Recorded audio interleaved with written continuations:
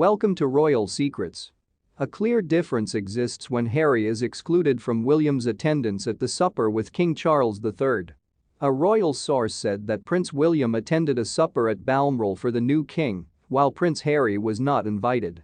According to the source, the Duke of Sussex was not invited to a meal with King Charles III that was held the evening of the Queen's passing.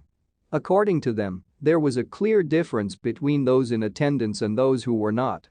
According to the source, there was a distinct division between the two dinners held on the royal estate that evening. One was for the new king and his heir, and the other was for the rest of the family. The Sussexes joined William and Kate for a walkabout at Windsor to meet with well-wishers and take in the Queen's floral tributes outside the castle. This was followed by the meeting at the Balmoral estate.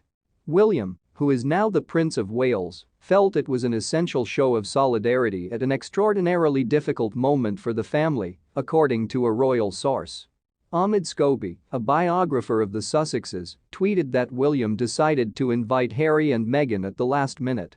Each of the four royals accepted bouquets of flowers to add to the tributes and shook hands with those who had gathered to see them. The brothers' combined appearance, according to royal expert Richard Fitzwilliams, implies they are really progressing in mending their alleged breach. The presence of Harry and Meghan at the walkabout, in his words, was a sensational surprise. The analyst also asserted that it is extremely likely that Harry will play an active part in impending plans for the Queen's period of mourning. At the age of 96, Queen Elizabeth II passed away at Balmoral Castle earlier this week on September 8. It's believed that both couples are staying at Windsor Castle. This is a terrific surprise, seeing them together at Windsor looking at the tributes to one of our greatest kings, Mr. Fitzwilliams stated in a statement to The Sun Online. Everyone would gain from mending this gap because the Sussexes' job depends on their royal position. Their attacks, particularly on Oprah, have caused the royal family a significant lot of harm. We believe that the previously inseparable brothers were extremely far apart, even though they were residing in close proximity at Windsor. The Queen always referred to the Sussexes as much-loved members of the royal family, he continued. They had to resign and express their anger in public. King Charles gave them a heartfelt letter expressing his devotion. Real development is now apparent. Will Harry actively take part in the upcoming memorial services for his cherished late grandmother? Right now, that looks very likely. Prince Harry's and Prince William's alleged differences have been the subject of rumors for many years, but they have intensified ever since Harry claimed there was distance between him and his brother in an Oprah interview last year. Harry also acknowledged that he and William were following separate courses at the moment while on a trip to South Africa in the previous October. Nevertheless, he continued, I will always be there for him as I know he will always be there for me. As the hearse travels from Balmoral to Edinburgh, its branding disappears.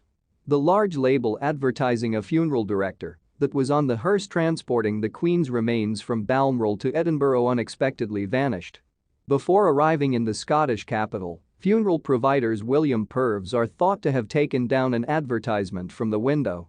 Around 10 a.m., the cortege left Balmoral and began traveling toward the city. However, by the time the hearse arrived at the Palace of Holyrood House, the advertisement was disappeared.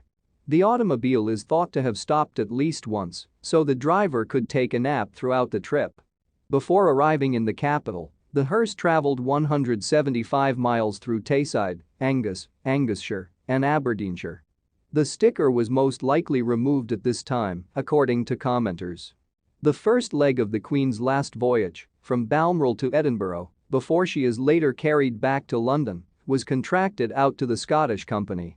It was an extensively practiced and precisely prepared event with all parties including the hearse and funeral planners under Lord Chamberlain's control, a William Purves representative told the Mail-in line.